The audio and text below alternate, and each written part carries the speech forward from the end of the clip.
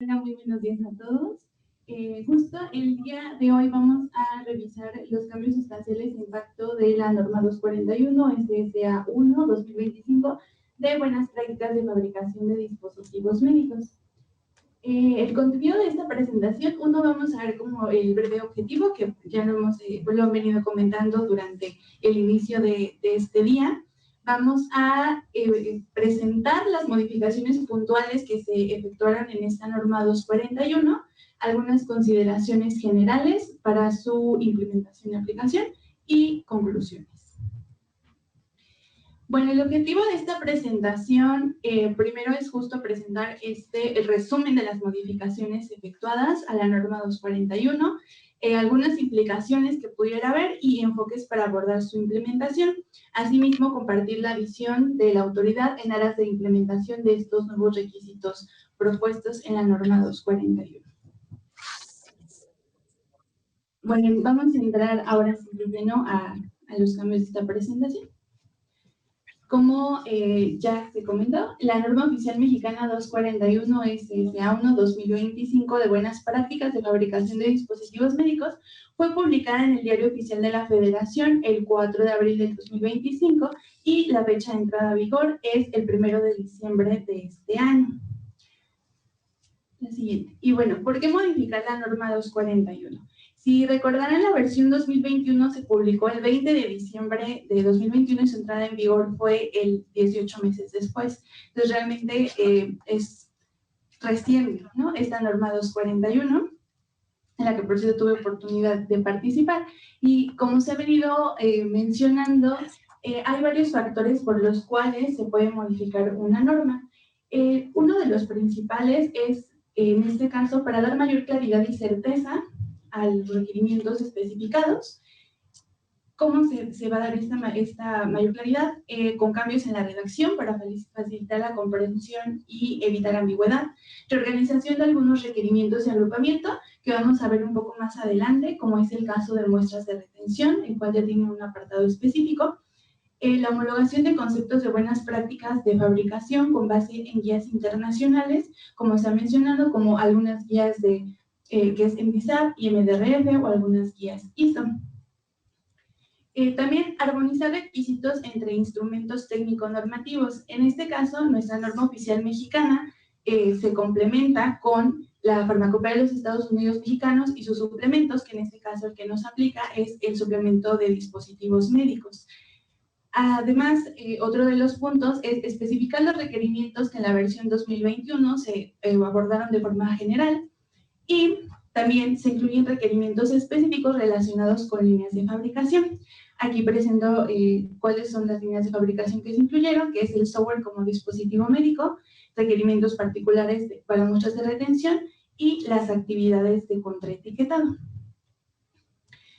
Aquí hay un comparativo entre el objetivo de la norma 241 y el de la norma 2025, en los cuales se hacen algunas puntualizaciones en el objetivo de esta norma, la cual, justo como la doctora Armida nos comentó desde el inicio de este día, en la apertura, esta norma tiene por objeto establecer los requisitos mínimos para los procesos de diseño, desarrollo, fabricación, almacenamiento y distribución de dispositivos médicos para uso humano, con base en su nivel de riesgo, que se comercialicen y que se pongan a disposición en territorio nacional, con la finalidad de asegurar que estos cumplan consistentemente con los requerimientos de calidad, seguridad, eficacia y desempeño para ser utilizados por el consumidor final o paciente. Y aquí, si me regresa un momento, por favor, vemos que también se incorporaron algunos términos, los cuales es a fin de homologar con guías internacionales, como es la parte de eficacia y desempeño de los dispositivos médicos. Ahora sí, siguiente, por favor. En el campo de aplicación también tenemos una puntualización específica en la cual en la versión 2025 citamos que esta norma, como ya sabemos, es de observancia obligatoria al ser una norma oficial mexicana en territorio nacional para todos los establecimientos dedicados a la fabricación de dispositivos médicos, almacenes de condicionamiento, de depósito y distribución de dispositivos médicos con fines de comercialización o suministro en México. La siguiente, por favor. Ahora vamos a comenzar ya con los cambios puntuales que tiene esta nueva versión 2025. El primer cambio fue la eliminación del inciso 5 que habla sobre la clasificación de los dispositivos médicos. Si recordarán, venía en la versión 2021 este apartado. Sin embargo, pues esta, recordemos, es una norma de buenas prácticas y que si bien la clasificación sirve para fines de registro sanitario, no se verifica en la competencia de esta norma oficial. Y esta clasificación además se encuentra contenida en otro instrumento que contamos, que es la Farmacopea de los Estados Unidos Mexicanos, que es principalmente pues, el suplemento de dispositivos médicos. El siguiente, por favor. Bueno, aquí le voy a dar la palabra a la experta que nos va a apoyar también en revisar los siguientes puntos de modificación. A ver, primer punto. Antes que nada, muchas gracias. Para mí es un placer poder estar con ustedes, poder representar al Subcomité de Insumos para la Salud. Quisiera iniciar con eso porque, si bien es cierto, el día de hoy vamos a hablar de los cambios, de precisiones, incluso interpretación de la norma. Para mí es muy relevante poner sobre la mesa que este no es un trabajo de una sola persona, es la aportación de conocimiento de muchos actores. Me parece muy relevante lo que comentaba el maestro Julián en relación al proceso de normalización. Y creo que vale mucho la pena agradecer todo el esfuerzo que se hizo para la conformación de este nuevo documento. Entonces, quisiera iniciar reconociendo el trabajo de todo el subcomité, todo el tiempo, todo el conocimiento aportado. Y a mí solo me toca ser vocera, solo me toca ser la representación del subcomité, pero sin duda es un trabajo de un equipo multidisciplinario al cual me parece que debemos no solo reconocerles, sino agradecer el esfuerzo, el tiempo que día con día todos ponemos. Así que un aplauso a todo el subcomité.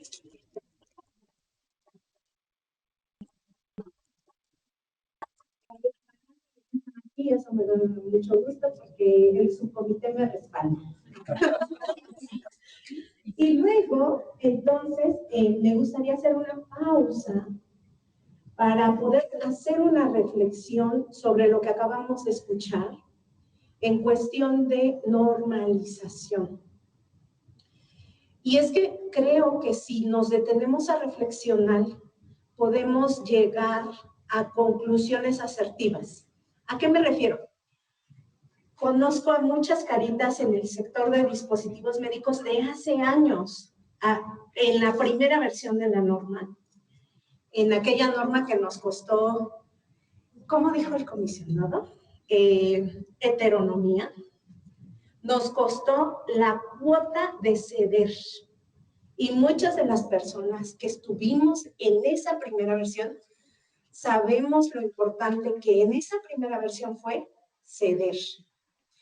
Y luego vino la 2021 y otra vez nos dimos cuenta que había que pagar una cuota y ceder.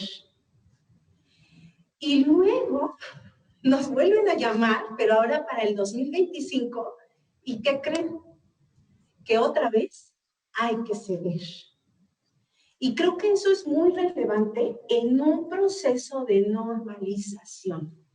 Entender que no es una norma del regulador, que no es una norma del regulado, es una norma para todo el país y para toda la población que va a usar los dispositivos médicos. Y una vez que lo entendemos, entonces podemos construir. Y eso es lo que ha venido pasando con la norma 241. Ustedes recordarán que cuando empezamos aquella versión inicial 2012, allá a finales del 2011, cuando nos incorporamos al último momento, eso es algo que todos conocemos, y que en una primera versión, honestamente, lo que se hizo fue adaptar la 059 a una industria que tenía un esquema totalmente distinto. Pero fue nuestro primer intento de una norma oficial destinada a un sector claramente distinto al farmacéutico, ¿ok? Entonces, ahí fue nuestra primera aportación. Después, en el camino, de 2012 a más o menos 2017, reflexionamos y entendimos que no podíamos continuar con una norma que no se ajustaba a la industria a la que está enfocada. ¿Qué había que hacer? Había que dedicar tiempo. Había que dedicar tiempo a conciliar, a hacer una propuesta, porque Julián lo explicaba de forma muy clara, para llegar a inscribir una norma en el programa de normalización. Ya tenemos que llegar con una propuesta, ¿cierto? Entonces, para llegar con una propuesta, hay que hacer trabajo tras bambalinas, hay que estudiar normas, estándares internacionales que nos lleven a eso que tanto buscamos. Tener una industria que pueda ser competitiva y que podamos tener los insumos para la salud con la calidad que se requiere, ¿ok? Y entonces, por ahí de 2017, recordarán que se empezó otra vez ese trabajo de mover las aguas. ¿Cómo le hacemos? Y hubo mucho trabajo detrás de cámaras y finalmente logramos tener una norma en 2021, como ustedes lo ven, una norma que al día de hoy está vigente, por cierto, porque la que nos sigue operando al día de hoy es la norma 2021. Y entonces, esta norma ya tenía un grado de armonización con estándares internacionales y entonces nos había permitido avanzar. Si estábamos en el 2012, entonces avanzamos, ¿correcto? Y la gran pregunta es, ¿por qué si hicimos una modificación en 2021, que por cierto, entró en vigor hasta junio del 2023, en enero del 2024 ya estábamos otra vez moviendo las aguas? ¿Por qué? Esa es la pregunta. Esa es la pregunta que hacemos al subcomité de insumos para la salud. Esa es la razón por la que hoy estoy parada aquí y vamos a platicar de qué fue lo que nos movió. A ver, es más, ¿quién movió las aguas para que esto sucediera, honestamente? Y eso es muy relevante porque ahorita hablaba Julián de que el proceso de normalización es un proceso que se promueve, pero esa promoción puede venir de un lado, del sector regulador, o puede venir del sector regulado. Pero qué mejor cuando esas aguas se mueven por una conciliación entre los dos actores. Eso es lo más relevante. Y yo creo que debemos valorar que al día de hoy la industria de dispositivos médicos avanza porque los dos actores estamos dispuestos a colaborar. Eso es muy relevante. Si uno no avanza, ¿qué puede suceder? Lo hemos visto por años.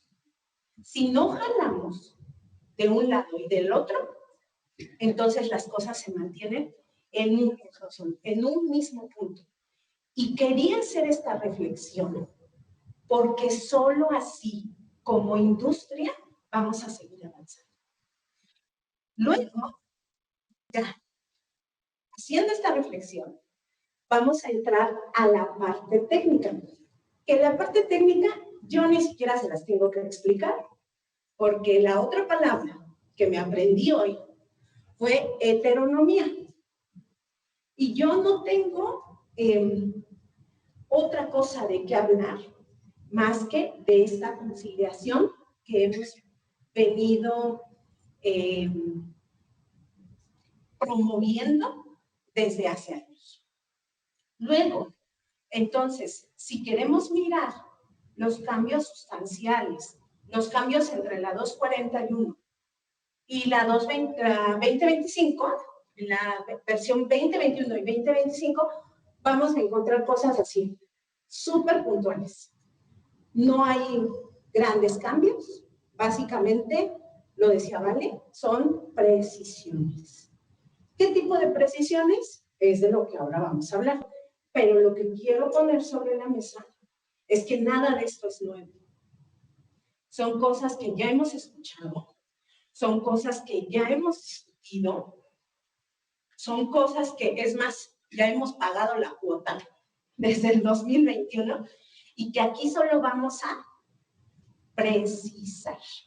Vamos a hablar de justo ese criterio que estuvo detrás en estos trabajos de modificación, ¿ok? Y uno de esos lo encontramos en el numeral 5665, donde entonces empezamos a hablar de la tan revolucionaria revisión anual del producto y revisión anual de la calidad del producto. Y entonces aquí ustedes pueden ver que para que existiera esa cuota pagada, tuvo que mantenerse dos definiciones como parte de esta norma de dispositivos médicos. Por un lado, hablamos de la revisión anual de la calidad del producto y por otro lado, hablamos de revisión anual como se concibe en ciertos sectores de los dispositivos médicos. Entonces, había que señalar con base en qué eliges hacer una revisión anual del producto o con base en qué eliges hacer una revisión anual de la calidad del producto. Aquí el subnumeral ya especifica que esto es conforme a la naturaleza del producto, en ese caso de qué tipo de dispositivo médico estamos hablando y de la gestión de riesgos. La gestión de riesgos es importante porque eso nos va a permitir establecer, en su caso, una periodicidad distinta a la anual. ¿En qué consiste esto? Ustedes saben que en el marco regulatorio nacional existen dispositivos médicos que en todo el resto del país son considerados medicamentos. Entonces había que pagar una cuota y aquí la vemos reflejada. Por eso en la norma 241, que es de dispositivos médicos, se mantuvieron estas dos definiciones. Y luego entendemos que la industria de los dispositivos médicos es distinta una de otra, porque así como hay fabricantes de dispositivos médicos que tienen una alta demanda de sus dispositivos, existe otra industria de dispositivos médicos que la demanda por año de sus dispositivos médicos no tiene punto de comparación entre una y otra. Entonces había que pagar otra vez una cuota. Y esa se aborda con un criterio específico, que es la gestión de riesgos, para justificar o determinar una periodicidad distinta a la anual. Ejemplos. Puede ser que alguien al año fabrique 800 lotes de dispositivos médicos. Si esperamos hacer una evaluación de todos esos datos, de todos esos lotes fabricados, ¿cómo creen que vaya a ser la operabilidad de esa revisión? ¿Qué opinan? ¿Fácil, difícil? Difícil, ¿cierto? Entonces, ¿puede alguien justificar una periodicidad a menor tiempo? Sí, lo establece esta precisión efectuada en la norma. De tal forma que alguien documenta, gestiona, evalúa y entonces determina una periodicidad distinta a la norma. Ese es el espíritu de esta precisión en la versión 2025. Si bien es cierto, el requerimiento prevalece, nos permite elaborar un documento normativo que dé precisión a quien verifica el cumplimiento del numeral y a quien debe implementar el numeral en sus instalaciones. ¿Correcto? Muy bien. ¿Me pasa la que sigue? Ok. ¿Qué otra cosa, qué otra precisión se hizo con relación a este requerimiento en particular? Justo lo que tiene que ver con análisis de tendencias. ¿Y de dónde viene esto? No es nada nuevo. Ustedes conocen la ISO 13485, en donde justamente nos solicita la evaluación del proceso. ¿Correcto? ¿Cómo se está comportando el proceso? El proceso todos los días nos habla. Los que fabrican, ¿cuántos fabrican, por cierto? ¿Pueden alzar su mano? ¿Ok? Hay una representación significativa de fabricantes. Y es que el proceso está vivo. El proceso nos dice cómo están los equipos, es más, cómo está el personal. ¿El personal está a gusto en nuestra empresa? ¿O está en descontento? El proceso habla de cómo están las condiciones operativas. Por eso, la revisión anual de producto y la revisión anual de la calidad de producto es muy importante, porque hay que saber interpretar, hay que saber qué está pasando, pero eso solo va a ocurrir si analizamos. No se trata de colectar. Química va a venir la COFEPRIS, entonces hay que juntar los datos. No se trata de eso. Se trata de analizar, de evaluar qué es lo que está pasando con el proceso, qué es lo que en el ámbito de buenas prácticas de fabricación nos interesa. ¿Correcto? Entonces, la norma en esta versión 2025 nos ayuda a entender el requerimiento medular. Lo que me importa es analizar, evaluar y mejorar. Si yo encuentro dónde está la falla, entonces voy a poder implementar una mejora al proceso. Si no lo encuentro porque no analizo, ¿voy a mejorar? Difícilmente. Porque siempre mis acciones van a ser enfocadas a corregir lo que me encontró COFEPRIS. Y toda la vida me voy a pasar tapando grietas que alguien más ve, pero yo no veo. Entonces, la importancia de este requerimiento tiene que ver, influye directamente en la mejora de nuestros procesos. ¿Correcto? ¿Me pasas la que sigue? Luego, en el 5665, que vean, veníamos del 5661, ahora ya estamos en la sección específica de qué es lo que debe contener cada uno de estos documentos. Es decir, la revisión anual de producto o, en su caso, la revisión anual de la calidad del producto. Y entonces, aquí ya empezamos a hablar de los requisitos. Ustedes vean los requisitos y los requisitos no tienen nada nuevo. Hoy, al día de hoy, están en la versión 2021. Entonces, ¿qué cambia? Lo que cambia es justamente volver a dar trazabilidad al requerimiento puntual del subnumeral 56611. ¿Me pasa la que sigue? Y entonces aquí ya hacemos precisión de ejemplos de dispositivos médicos a los que sí les aplica una revisión anual de producto. Y ustedes ahí ven a dispositivos médicos formulados y formulados no estériles. Los equiparables, por ejemplo, medios de contraste, que en el resto del mundo son medicamentos. O, por ejemplo, los radiofármacos, que en el resto del mundo son medicamentos. Y se evalúan como medicamentos. Entonces, vemos la precisión de este requerimiento relacionado a esas líneas de fabricación y a ese tipo de dispositivos médicos. ¿Ok? ¿Me pasa la que sigue? Ahora, para el caso específico de revisión anual de la calidad del producto, justamente abordamos todos aquellos dispositivos médicos que no son fabricados bajo el concepto de lote y que tienen un número de serie, hasta los dispositivos médicos personalizados.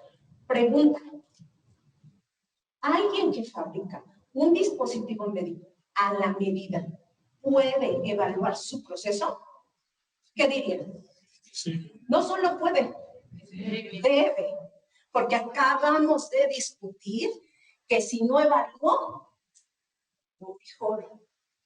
Ese es el punto medular que transmite la ISO 13485 y que transmite la 281 en la versión 2025. Entonces, no es una limitante el que alguien tenga un dispositivo médico personalizado, poder hacer una evaluación de su proceso, de cómo lo está realizando, ¿correcto? Y bueno, todos estos subnumerales, ustedes lo saben, al día de hoy se están requiriendo como parte del cumplimiento de la versión 2021. ¿Me pasa la que sigue? Ok.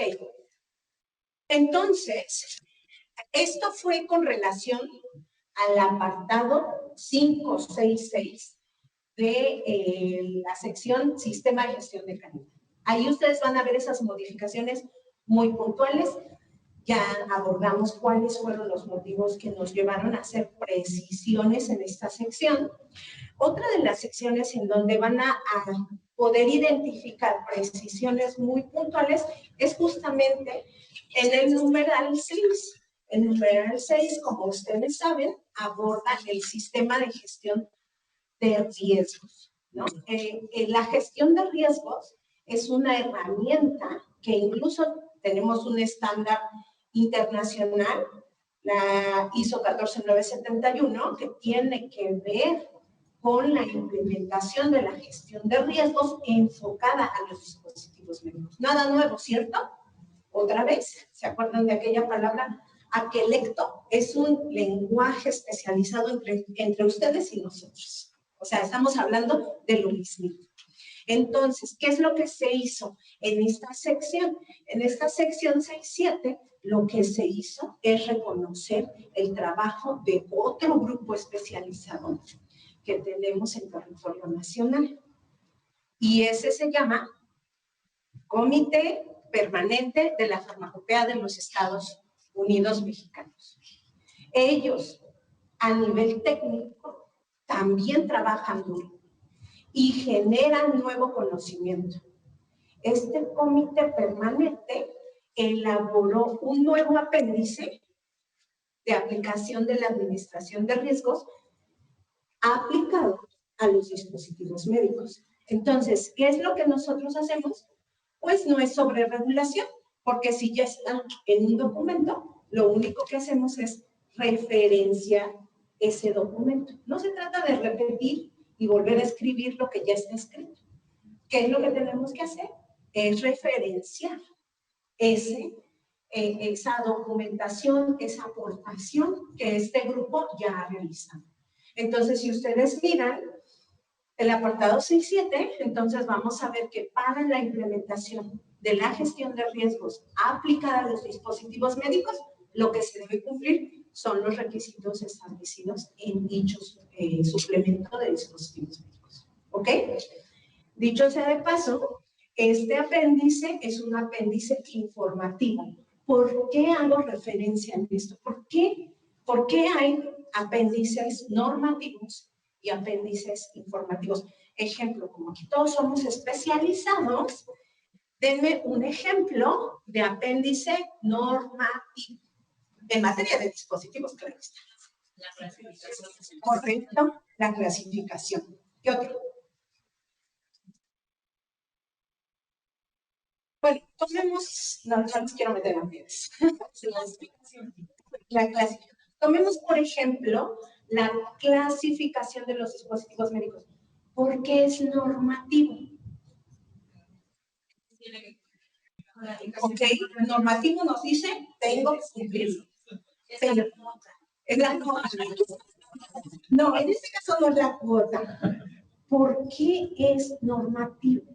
¿Qué pasaría si yo digo, no, es que para mí esto es clase 2, ¿eh? ¿Sí nos ha pasado, sí o no?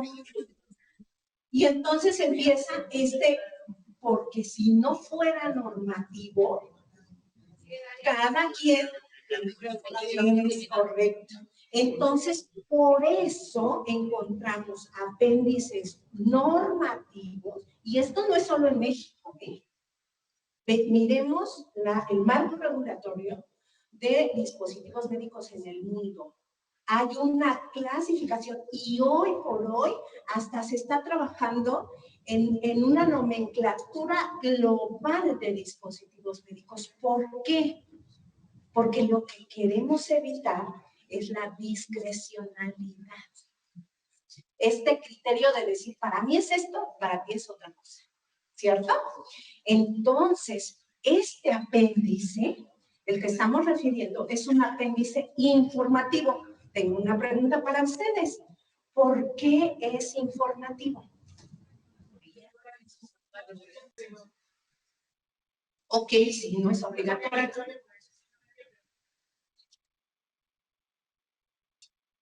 A ver, permítanme, es que lo normativo es el parámetro respecto del cual el regulado cumple y el regulador vigila. Correcto. Y lo informativo es situaciones que se pueden aclarar, pero que no pueden estar fuera de ese marco, porque precisamente lo normativo es lo que rige la regulación. Correcto. En parte, muy bien, Anita, ese es el frame. Estrellita, Anita. Maestro Agustín. Sí, porque además también establece parámetros de trabajo operativos que nos ayudan a cumplir la normatividad. Y yo quisiera adicionar algo a lo que ellos están comentando. Informativo, porque la variedad de dispositivos médicos bajo los cuales yo voy a gestionar el riesgo, adivinen cuál es. Enorme. Entonces, si yo pongo un apéndice, a fuerza tienes que gestionar así y a fuerza tienes que cumplir este lineamiento. ¿Qué es lo que va a pasar? Un día que vamos a caer fuera del marco establecido.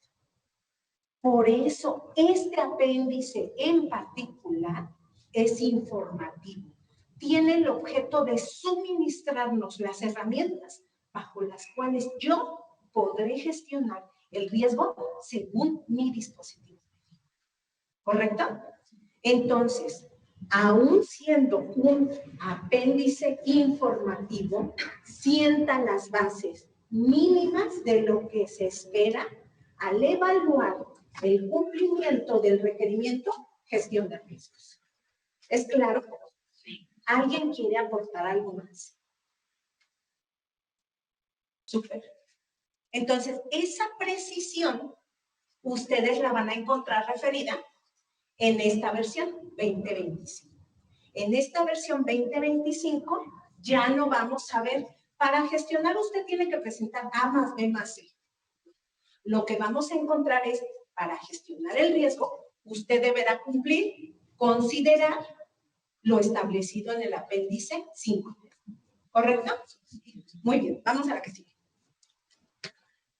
Luego, vale, ya se distrajo, no pasa nada. Vamos a hablar de sistemas de fabricación. ¿Qué encontramos en este apartado? Sistemas de fabricación. En este apartado encontramos nuevas precisiones.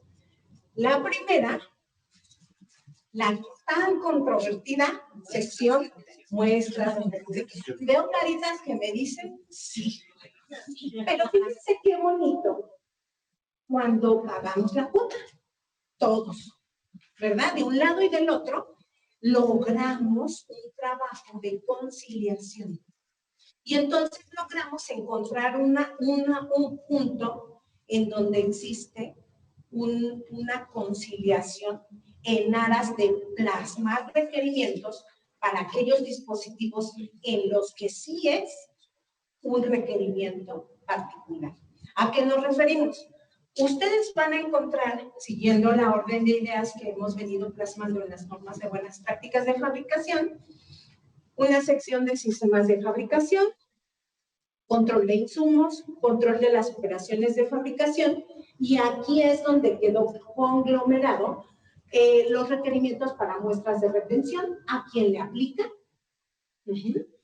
y qué es lo que le aplica, básicamente. Pregunta para ustedes.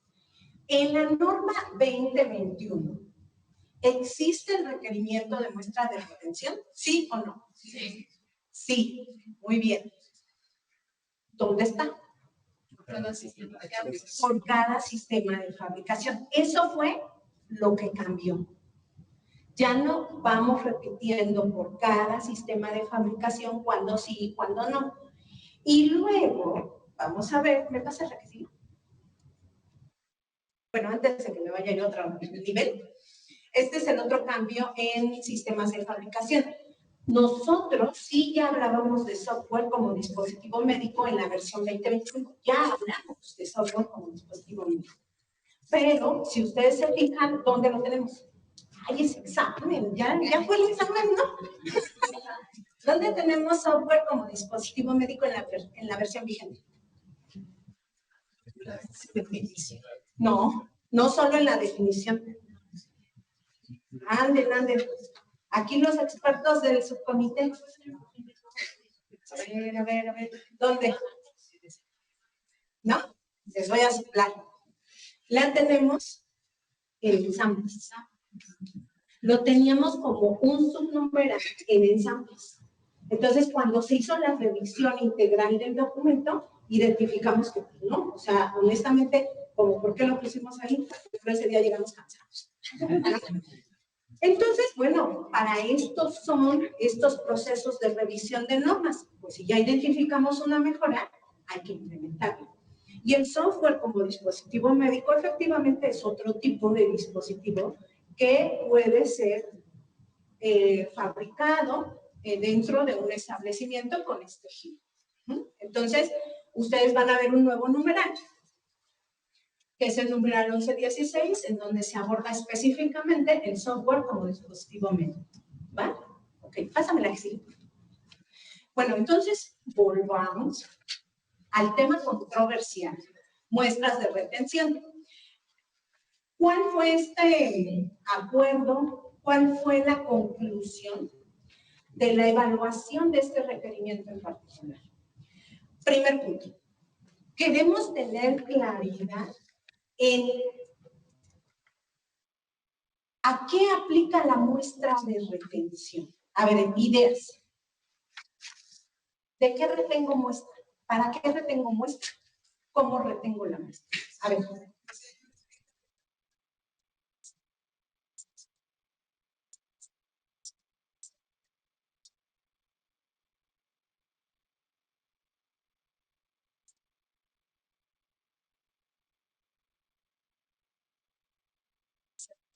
Ok, entonces tú estás hablando de muestra de retención de PT. ¿Sí? Pero también hay de materia prima. ¿Y luego de qué más hay?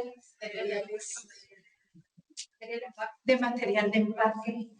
Entonces, lo primero que se hizo en el subcomité de insumos para la salud fue identificar, bueno, sí, la muestra de retención. ¿De qué podría yo retener muestra? De todo lo que acaban de hablar. De PT, de materia prima o de empaques, ¿no? Y luego la otra pregunta es, ¿para qué? ¿No? ¿Para qué? Porque dicho sea de paso, ahorita hablábamos de dispositivos médicos fabricados a la medida. O sea, ¿qué quiere decir?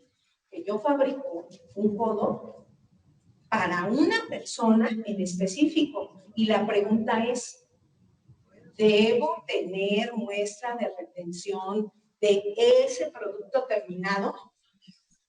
Entonces, eso que estamos haciendo ahorita, eso es lo que se tiene que hacer para poder hacer una propuesta. ¿Por qué sí? ¿Por qué no?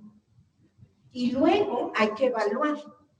¿Y qué dicen los estándares internacionales? ¿Qué dice el estándar internacional en materia de resguardo de muestras de retención para tal o cual cosa? Todo eso es considerado para generar un subnumeral específico. Lo que se busca es plasmar requerimientos específicos, ¿como cuáles? Miren ustedes el subnumeral 1141. Dice, conservar muestras de retención de materias primas y materiales de empaque primario que contribuyan a la integridad de dispositivos médicos provenientes de los sistemas de fabricación. ¿De qué sistemas de fabricación sí o sí debemos guardar muestra de retención? De estos. Y aprovecho para comentarles una situación que no les he comentado. ¿Por qué estamos aquí? Si todos tenemos el mismo conocimiento especializado y todos tenemos acceso a la norma 241, porque fue publicada en el diario oficial, quiere decir que al día de hoy, si le damos al buscador, a cualquier buscador, todos tenemos la norma. ¿Por qué estamos aquí? ¿Por qué tengo que estar escuchando a Janet repitiendo lo mismo? Ideas. Anita. Para entender la razón de ser de las cosas. Correcto. Si no entendemos, decimos, es que otra vez nos cambiaron la norma. ¿No? No entendemos por qué. Y si no entendemos por qué, se nos va a hacer cuesta arriba cumplir. Porque no entendemos. Ay, otra vez. Ya me la estaba aprendiendo. Y de verdad, chicos, no solo les pasa a ustedes. A nosotros también nos pasa. Ya me la estaba aprendiendo y otra vez tengo que volver a estudiar. Pero eso es parte. Y de verdad, esa es la otra cosa que quiero transmitirles. Si logro eso, ya me doy por bien servida. La otra cosa que quiero transmitirles es el proceso de normalización. No se acaba cuando la norma se publica. ¿Qué creen? Que ahí apenas empieza la verdadera, el verdadero logro de lograr la normalización de un proceso. Y lo que viene es lo más duro. Justo el entendimiento de los requerimientos por todos los actores.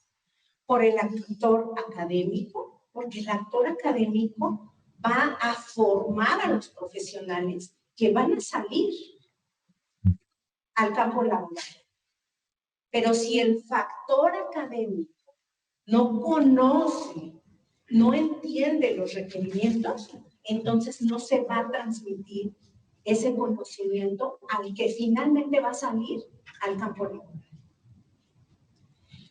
Porque si el actor de servicios de salud, ISSSTE, no entiende lo que debe pedir a su proveedor, entonces no se va a lograr que el insumo que esté siendo utilizado para nosotros, porque todos nosotros algún momento somos pacientes, entonces no vamos a lograr el cumplimiento. Y yo les preguntaba, ¿alguien sabe por qué estamos aquí? Yo sí sé, y les voy a decir, porque fue un acuerdo en una minuta. Fue un acuerdo en una minuta, los del subcomité no me dejarán mentir. Firmamos un acuerdo en donde decíamos, prometemos, que vamos a realizar una capacitación con el regulador y con el regulador.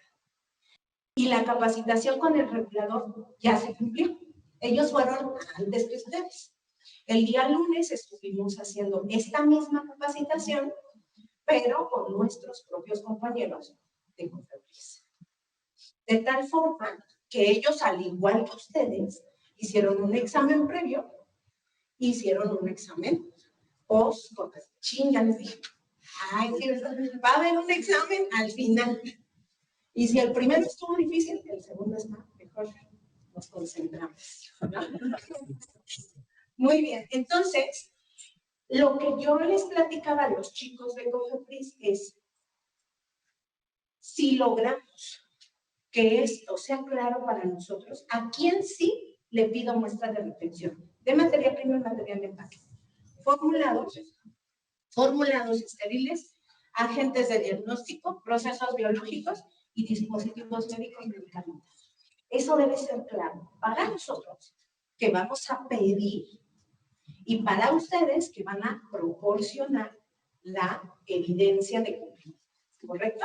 Entonces, esta es pregunta de examen. Me prohibieron decirles, pero ya les dije. La que sigue. Luego, en el subnumeral 11.4.2, hablamos de estas muestras de retención de materias primas, materiales de empaque, de este tipo de dispositivos médicos. ¿Cómo?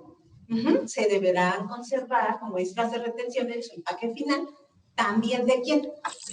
De las mismas. Formulados estériles, agentes de diagnóstico, procesos biológicos y medicamentos. Hay que aprender. Si yo fabrico dispositivos de este tipo, me van a pedir muestras de retención de qué?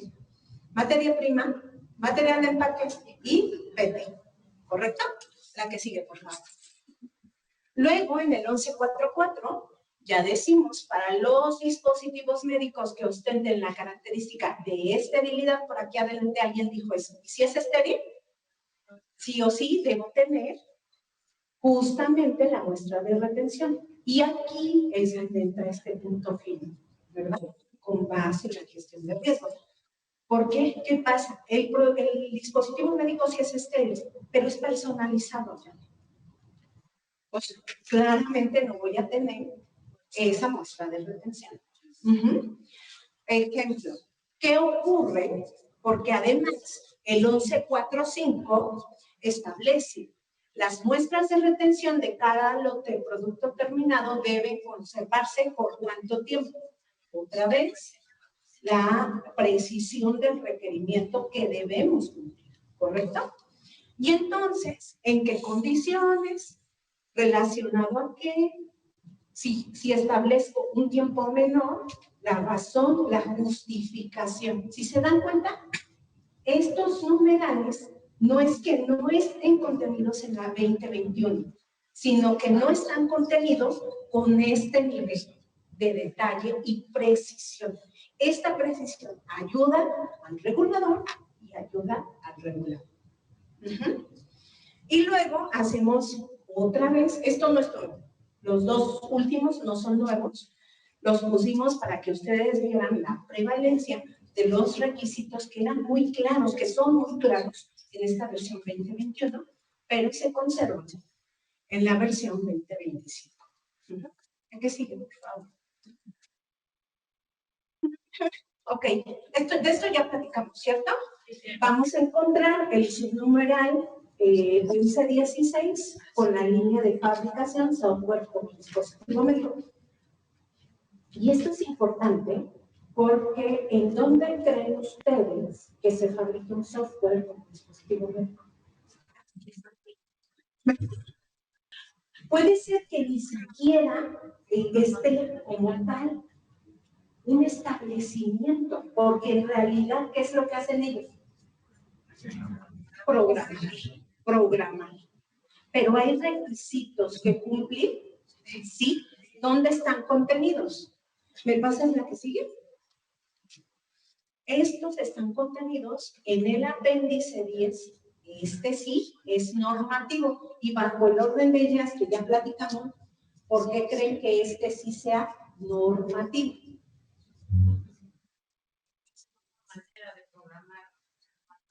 Más bien hay pruebas que sí o sí se deben garantizar para el desempeño del software como dispositivo.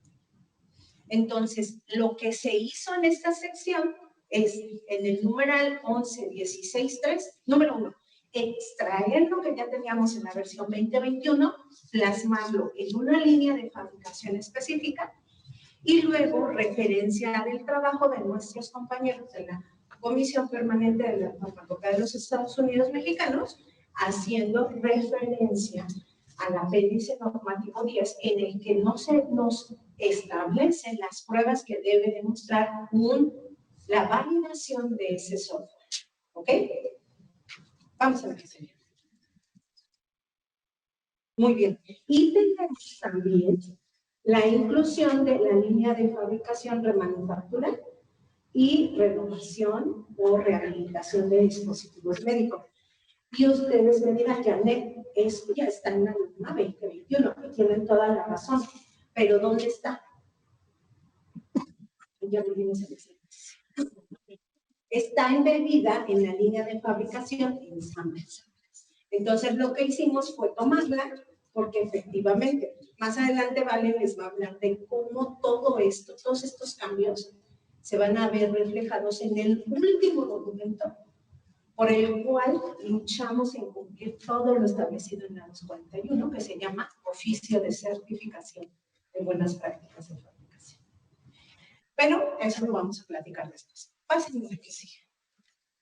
Y entonces aquí lo que hicimos fue justamente extraer todos estos requerimientos y plasmarlos en el número 1117 de remanufactura, renovación y o rehabilitación de dispositivos médicos.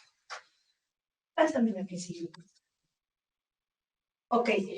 Otra de las cosas que van a ver entre cambios de la versión actual 2021 con respecto a la 2025 es justamente los requerimientos aplicables a estudios de estabilidad. Pregunta, ¿dónde está? ¿Cuáles son los requisitos al día de hoy, según norma 2021, con relación a estabilidad?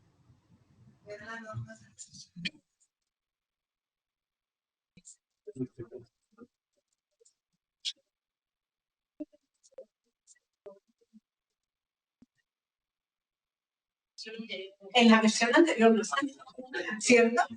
Ajá, la pregunta es, ¿qué dice hoy? ¿Qué debo cumplir hoy, supuestamente? De acuerdo a 2021.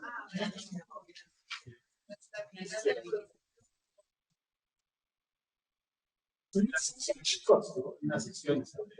Ajá, hay un apartado, un numeral específico de estabilidad, pero ahí, perdón, en ese apartado de estabilidad hablamos de estabilidad acelerada y estabilidad a largo plazo o de envejecimiento. ¿Se acuerdan?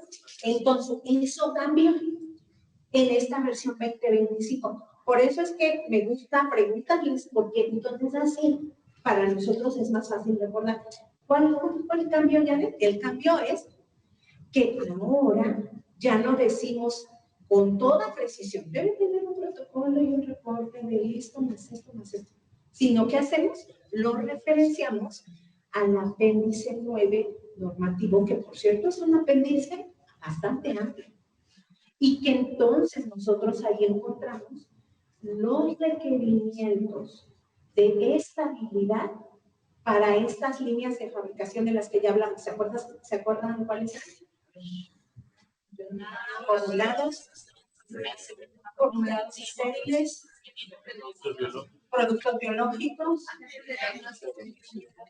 medicamentos y agentes de diagnóstico. Y en agentes de diagnóstico, este apéndice tiene una precisión en particular con base a un estándar internacional.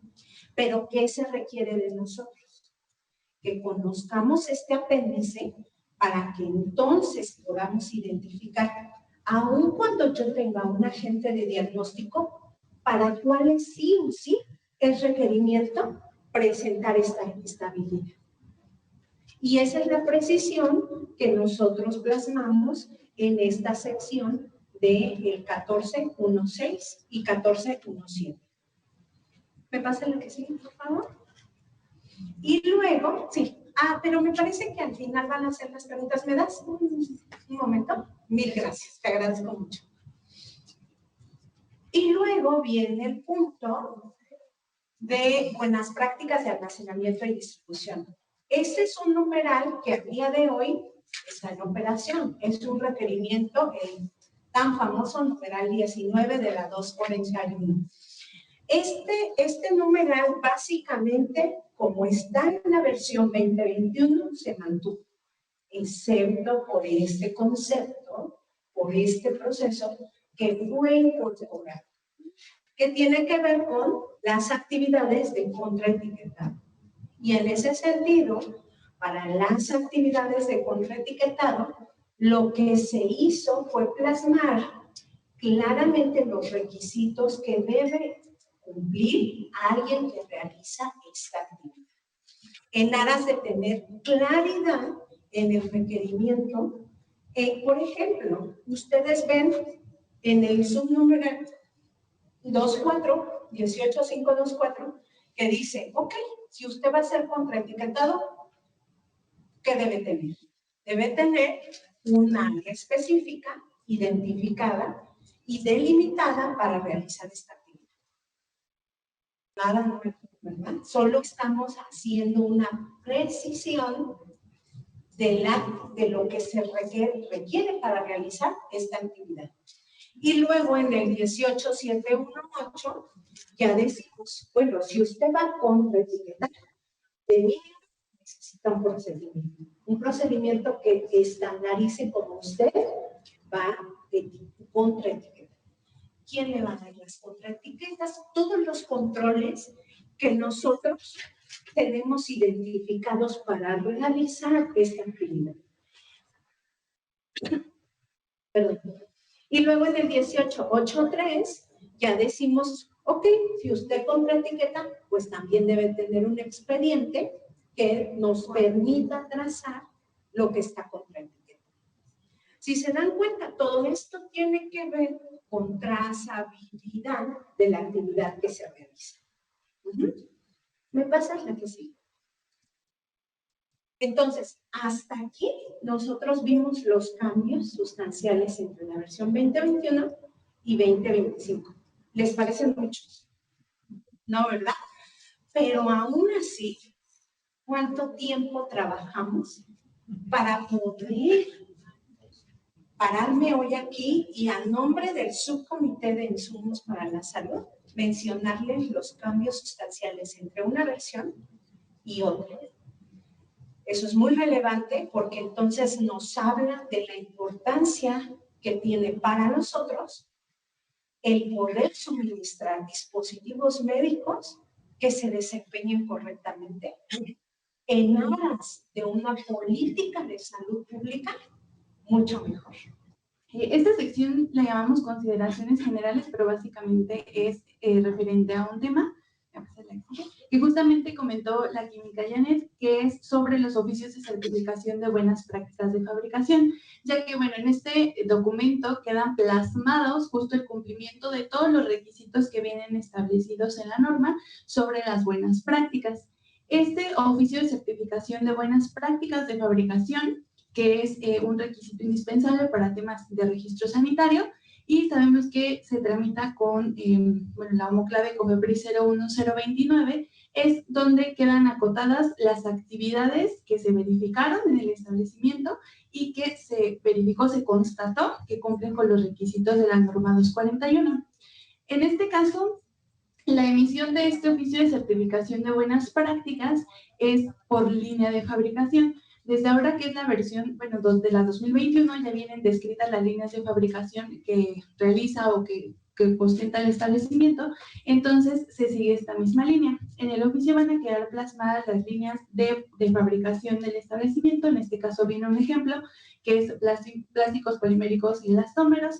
Si el establecimiento realiza ensambles, dirá ensambles. Si realiza formulados, dirá formulados y demás.